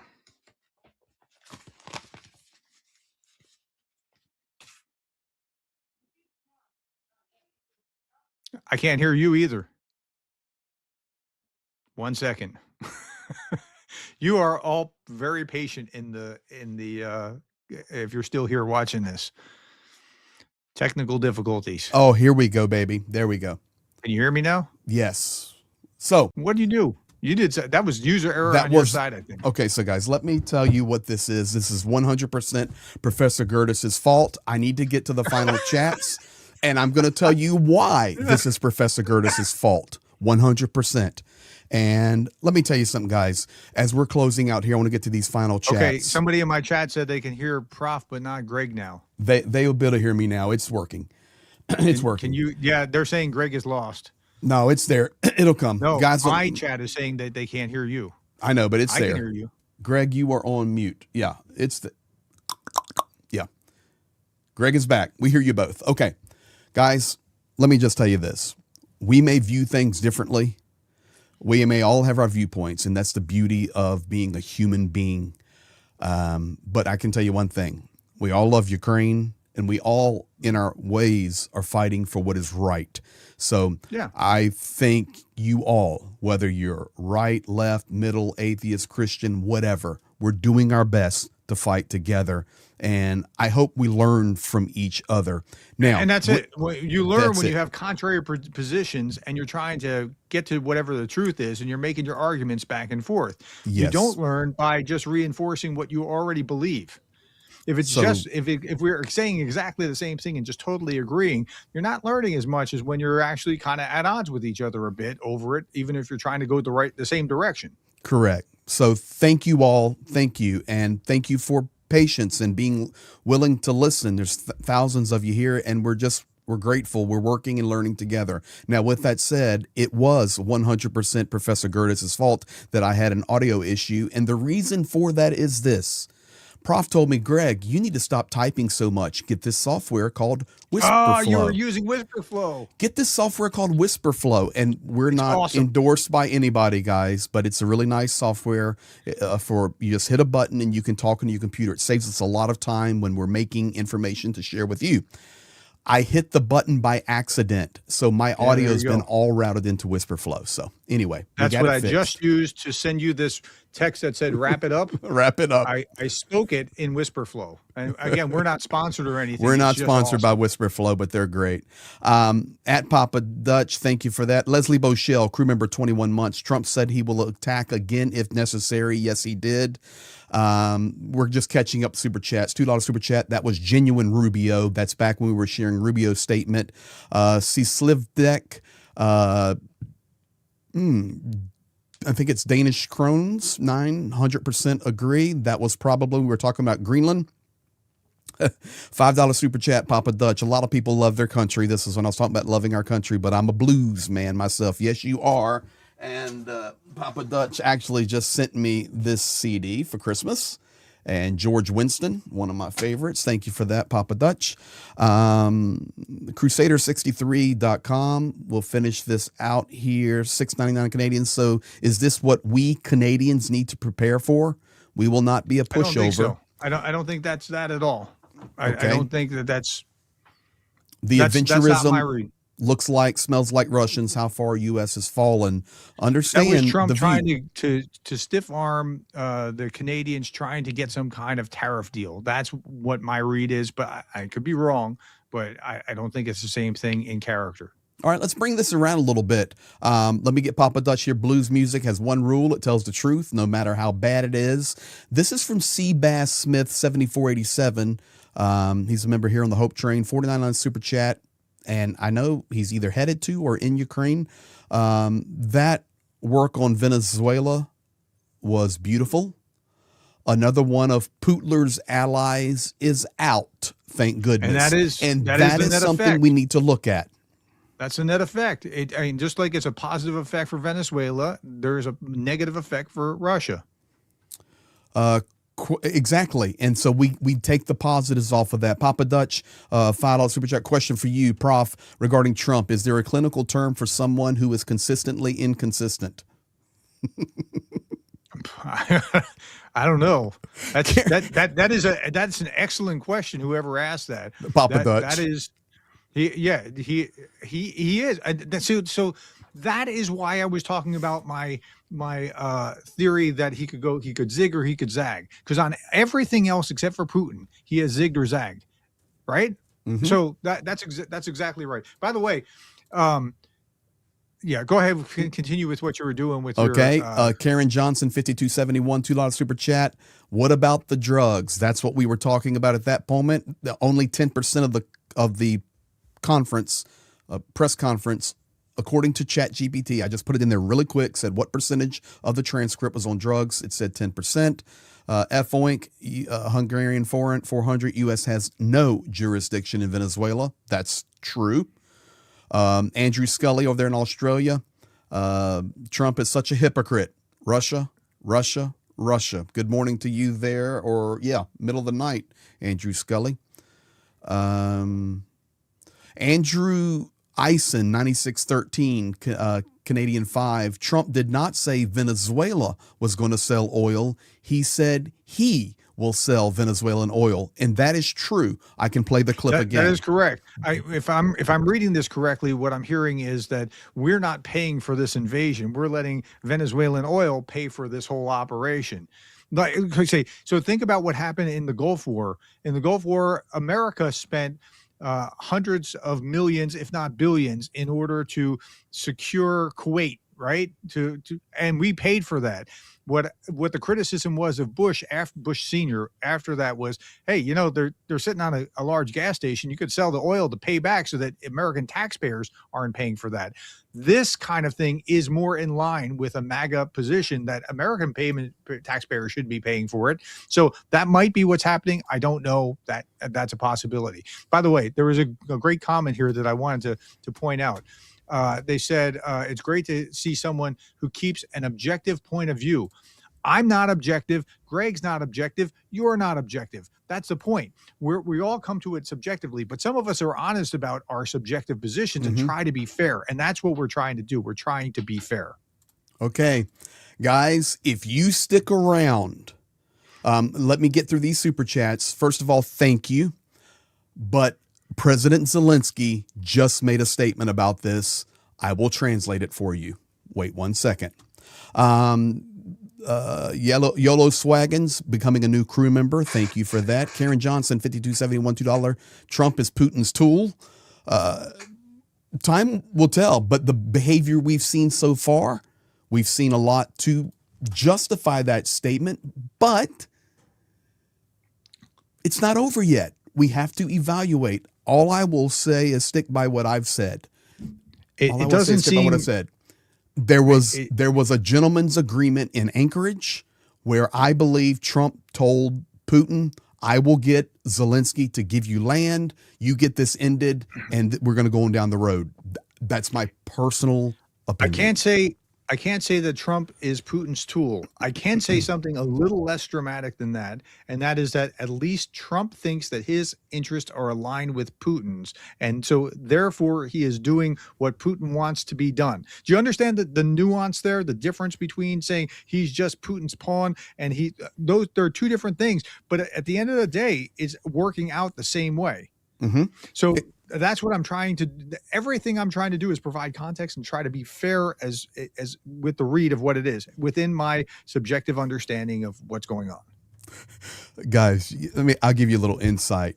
We've become very good friends, and Prof will call me and he'll say, hey man, you need to be a little bit more clinical.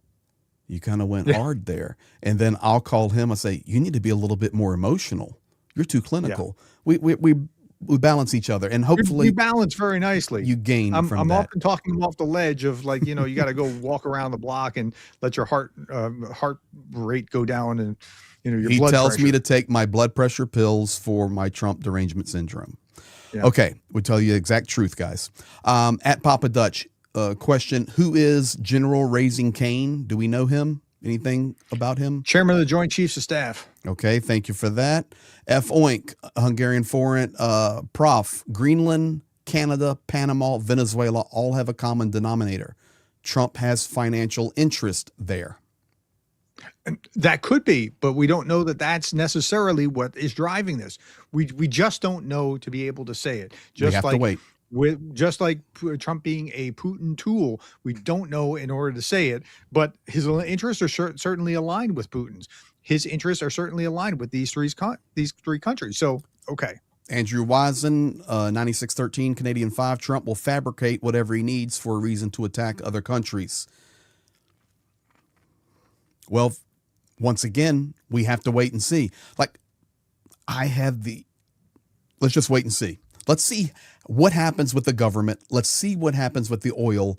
But you've been watching for 2 hours now, and you know our opinions, how we stand on this.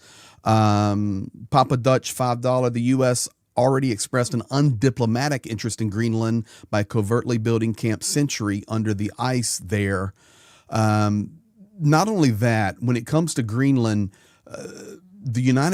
Donald Trump himself, and I can't pull the quote right now, but I'm summarizing, basically stated that we need access to Greenland because of the Arctic and because Russia and China are already having big presence there. And there is an Arctic race right now. There's an Arctic race. No doubt. Okay. One of my viewers said, Prof, the only thing that drives Trump is money, WTF. So they're, why am I not agreeing with it? Again, the nuance. I will concur with much of the thought, but not the full thought. Much of what drives Trump is money. No doubt everybody agrees, but I can't say that the only thing is that. And so therefore I have to agree with whatever's being done. Clearly he's motivated by money, right? No doubt about that. But you can't say that that's the only thing. That's how I try to process these things. Fair enough. You're on. No, yeah. I know I'm on, and I say fair enough. I would only play devil's advocate with that statement by image, quoting by quoting all kinds of other things, legacy, by quoting Donald Trump himself, and that is let's get doing business with Russia so we can both be rich. We can be rich. That is the way that he's oriented. But I think he cares that's about why his people say legacy. He's money driven, because he says it. Let's get rich. Yes, but is that the only thing? You can't make the leap that is the only thing that motivates him. There could be other factors that are there. That's all I'm saying. Power. I'm saying we're probably 90% agreed with what he's saying, but I can't say that. And neither should anybody else. Like, let me ask you this more critically than this. I don't mean to lecture, right? But if my students were saying this, I would say something like, no, how can you prove that that's the case? You don't know all decisions he's made, that's the only thing. You have to be a little bit more humble about your assessment in order to see what is there. Otherwise, you become a slave to your own perception. I think you're accurate, meaning we need to clinically prove it. But I think that there are. He's probably right that money's driving. I think there are enough examples with the Trump family that have generated incredible wealth in the first 12 months of this presidency. It's proven by facts, whether we talk about the cryptocurrency, the meme coins, the real estate deals being made in Asia, the deals being made in the Middle East. I'm trying to help. I'm trying to defend you in the way that you're reasoning through things, not just you, whoever's making those kinds of statements. I'm trying to help you see things and think through things properly. It's not defending Trump. It's trying to make those clear points so that you're actually seeing reality as opposed to being emotionally driven and frustrated. I get the frustration. If you think you're frustrated and you're on the left side of the spectrum, imagine how frustrated I am when this is supposed to be my party's leader. I get you. I don't disagree with you. Just for me, we don't live in the 50s or the 80s anymore. This is 2026. Yeah, no, I get that. And everything is laid wide open. And it's just we're in a postmodern time right now. Yeah, absolutely. We're in a postmodern time where woke is doing something awful on the left to the right, and MAGA is doing something awful on the right to the left, and it's going to get worse unless we get back to civility. And we're not moving back towards civility. And these kind of inflammatory statements are not helping us with civility. It's not helping. So that's my plight. Fair enough. At Papa Dutch, $10. If a group is pulled together from the most wacko and unstable sectors of all corners of a nation's society, the probability of it devolving into utter chaos is directly proportional to its membership. Papa Dutch, I will put that statement into ChatGPT and ask for interpretation, but I do understand.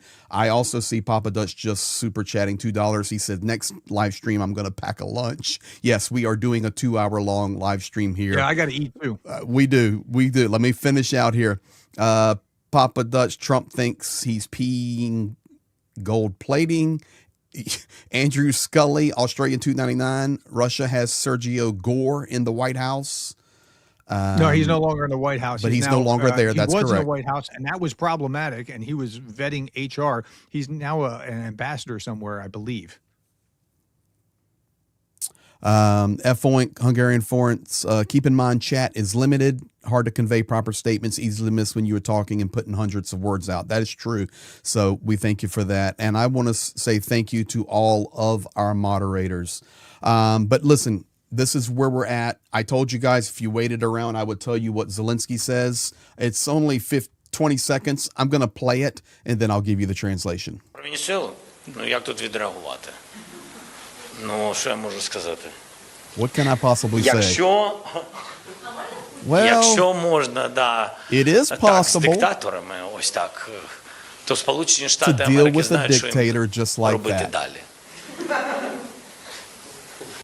The United States knows what to do next. So there, guys, you've been waiting for it. We bring it right back around to Zelensky. He says, oh, you know what? There's another big story here, and we're not going longer, everybody. But this is coming in from... While you're trying to think about No, I got it. This is from Russian billionaire oligarch Oleg Deripaska. Because earlier today, when I knew we were switching gears, I started pulling in as much of this information from Venezuela as I could. And guys, we promise we will come back and do the new government for Ukraine for you. But he said, if our American quote unquote partners get to the oil fields of Venezuela, and they already have the oil fields of Guyana, they will control more than half of the world's oil reserves. And apparently their plan is to ensure that the price of our oil does not rise above $50 per barrel. This means that it will be difficult for our sacred state to leave everything as it is, not to reduce cost, not to get rid of unprofitable assets, to continue to engage in grandiose projects without having the necessary competencies and without the participation of private business in order to develop competition. This could mean that it will be a taxing year on Russia. Yeah, that's a net positive that comes on the other side of this. By the way, somebody put in my comments, name the actions that by Trump that are not for money. Okay, I get it. But let's say, how about this? Does he do things for power? Because I think he does a lot of things for power, just like he does things for money or whatever. So there could be other things. And I'd say you probably got the lion's share of them with money and power as two big things. So I'm trying to be as clear as possible rather than just say things. Okay. Anyway. All right. Let me Greg, just we probably ought to wrap it up. We're going to wrap it up, but let's just 3 minutes because we both need to go eat. Listen, we heard Donald Trump earlier say U.S. will be open to the Maduro's VP and asking for help and all of that will be possibly be able to work with Maduro's VP, who has now been sworn in. But Emmanuel Macron, right here, the Venezuelan people today, rid of dictatorship Nicolas Maduro, can rejoice at this by seizing power and trampling on freedoms. Maduro dealt a grave blow to the dignity of his own people. The transition to come must be peaceful, democratic, and respectful of the will of the Venezuelan people. Right here. We hope, France, that President Edmundo Gonzalez Urrutia, elected in 2024, will be able to ensure this transition. So now we have a little different view here, potentially. We have to just be watching it. That's all. And if that's what happens, this is the best case scenario because you would have gotten rid of a dictator that should not have been there, who was not really in power. He's just liberated Venezuela, although again, the means, I don't know that this should have happened this way, but that is what would be the best case scenario. Okay, one more, guys. I'm sorry. I'm sorry, but you keep lying to us. You'll have the whole story here, and I don't have time to do it all pretty and blow it up for you. This is the new mayor of New York City, Mamdani. I was briefed this morning on the U.S. military capture of Venezuelan President Maduro and his wife, as well as their planned imprisonment in federal custody here in New York City. Unilaterally attacking a sovereign nation is an act of war and a violation of federal and international law. This blatant pursuit of regime change doesn't just affect those abroad. It directly impacts New Yorkers, including tens of thousands of Venezuelans who call this city home. My focus is their safety and the safety of every New Yorker. My administration will continue to monitor the situation and issue relevant guidance. There you have it, a little bit of Mamdani from New York. Okay, that's the last one. You promised us. I'm done. That's it, guys. You've proven yourself a liar. Papa Dutch said $10 super chat. Oh my God. Oh my God. OMG, Zelensky nailed it. Yes, he did. Papa Dutch, $2 money is an instrument, power is control. And Jeff coming in here late, CV4QN 3 quid. With the big thumbs up. And for that, guys, we say thank you. One last time, we remind you that we are pushing our Project Konstantin, and we meant for this stream to go a completely different way. That's what it was supposed to be for. But let's finish this out for Project Konstantin. We're up to 264,000 pounds of the 320,000 pound goal. And, so much unfolding. We'll keep you posted. Prof, thank you. Thank you to all the moderators. Thank you, guys. Every viewer. We appreciate each and every one of you. And have a great, great day. Bye-bye. How do I stop my stream? I'm so out of whack. It's one of those days, isn't it? Yes, it is. Hold on. We're still streaming.